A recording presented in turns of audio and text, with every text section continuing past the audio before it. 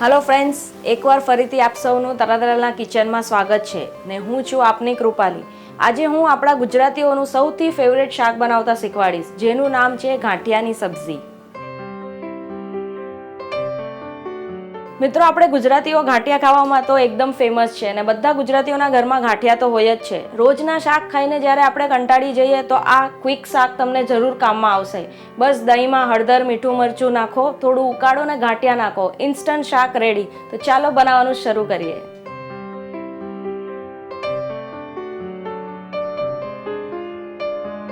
તો સૌથી પહેલા આપણે કડાઈમાં તેલ ગરમ કરશું. હવે એમાં રાઈ નાખશું.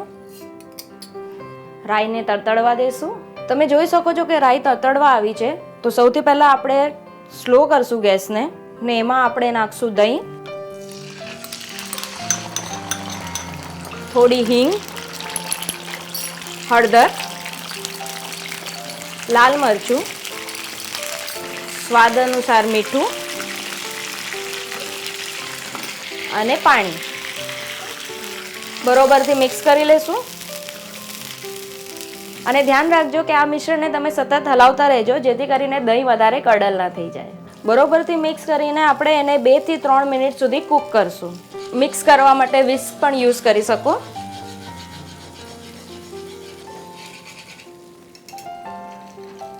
તમે જોઈ શકો છો કે આ ઉકળી ગયું છે. તો હવે એમાં આપણે નાખી દઈશું ગાંઠિયા.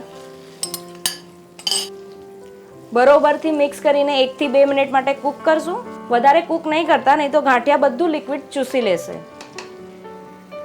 સબ્જી રેડી છે. ચાલો હવે આપણે એને સર્વ કરીએ. કોથમીરથી એને સજાવશું. જમવા બેસતા પહેલા જ આ શાક બનાવજો, તરત જ ગરમ ગરમ ખાજો અને આ રેસિપીનો આનંદ લેજો.